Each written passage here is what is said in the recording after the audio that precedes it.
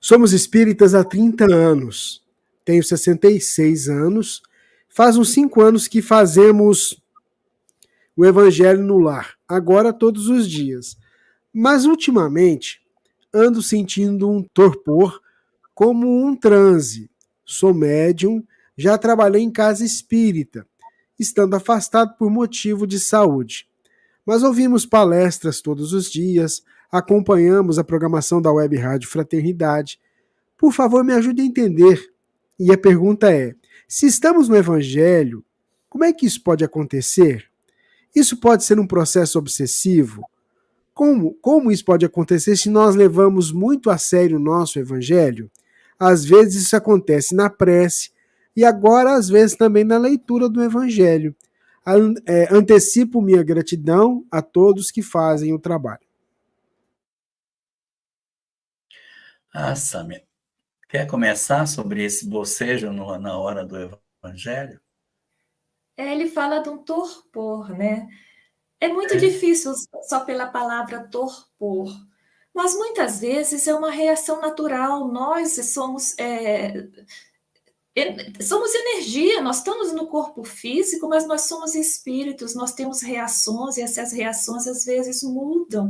Muitas vezes, depois de 5 anos no Evangelho do Lar, nós ficamos mais sensíveis até à presença da espiritualidade. Então, aquilo que se imagina que é torpor, mas eu estou dizendo pode ser uma elevação da alma, sabe? Quando a gente meio se desliga um pouco do ambiente que nós estamos e nos vinculamos à espiritualidade que se aproxima, passamos a percebê-los melhor. E isso é possível, mas se for um torpor que estiver incomodando algo que talvez eu não esteja entendendo, e como isso está acontecendo no Evangelho do Lar, seria interessante no centro espírita pedir, né, um atendimento fraterno e dizer, olha, eu estou sentindo isso, não estou conseguindo compreender, porque aí você vai ser amparado pela espiritualidade daquele centro espírita, que vai verificar o que está acontecendo, mas eu acho assim bastante difícil que no Evangelho do Lar seja alguma influência negativa. Eu acredito que é mais uma sensibilidade que esteja se apresentando. Eu poderia dizer o seguinte, que existem algumas coisas a considerar. Primeiro, esse torpor acontece somente nos Evangelhos no Lar, somente nos estudos espíritas. Quando você vai para o cinema, não dá também um cansaçozinho, uma vontade de deitar? Quando assiste televisão, também não dá? Porque se a gente perceber que esse fenômeno acontece em outros cenários, não é, na verdade, uma questão necessariamente espiritual. Pode ser um processo de cansaço mesmo, cansado. A gente pode estar vivendo um momento que uma infecção está querendo se instalar, a gente sente mais cansaço, sente mais sono, quer deitar, come menos, sente cansaço, torpor. E isso pode acontecer, de repente, dessa forma. Ou seja, pode ser algo que não seja de origem espiritual, pode ser de origem orgânica.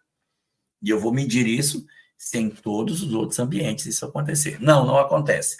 É só no ambiente espiritual que isso acontece. Só na hora que eu estou no Evangelho, só quando eu estou na palestra. Bom, aí podem ser, a influência espiritual acaba sendo mais fortemente apontada, né? E como a Samia bem lembrou, pode ser uma questão positiva ou negativa. Eu posso estar sendo influenciado por uma entidade negativa? Pode. De repente, eu vou para o centro espírita, ouvir uma palestra, e chega no centro, eu durmo, eu não ouço nada. Quando a palestra acaba, eu acordo. Então, eu acabo sendo usado para dormir na palestra e não aprender nada do que foi dito. Mas pode ser que é porque o palestrante é chato pra caramba, e aí eu quero prestar atenção, mas ele não consegue evoluir no raciocínio, aí eu durmo. Aí foi os espíritos. Não, é o palestrante que é indutor de sono mesmo, é ele que quando ele fala, parece que ele está dizendo, fechem seus olhos estão pesados e tal. E aí, ele é o indutor do sono. Então, essa é uma possibilidade também. Ou seja, eu quero colocar a culpa nos espíritos, mas o orador, se ele não tiver jogo, ele pode, de repente, também estar produzindo esse tipo de situação. Agora, Uma outra possibilidade é ser, sim, de causa espiritual mesmo. Uma entidade perturbadora que está influenciando para que eu durma, para que eu não preste atenção. No evangelho é menos provável. E a outra possibilidade é que seja um fenômeno mediúnico que está começando a se instalar e que a minha sensibilidade afrouxa os laços e eu começo a ter um torpor. Os médiuns de desdobramento, eles experimentam isso, uma espécie de sonolência, um torpor, e eles se desconectam durante a reunião. Então, nada de estranho nisso, se a gente considerar que existe uma mediunidade, chamada por Kardec de sonambulismo mediúnico, chamada pelo movimento espírita de desdobramento, que resulta exatamente dessa capacidade de se desprender conscientemente do corpo para viver experiências espirituais.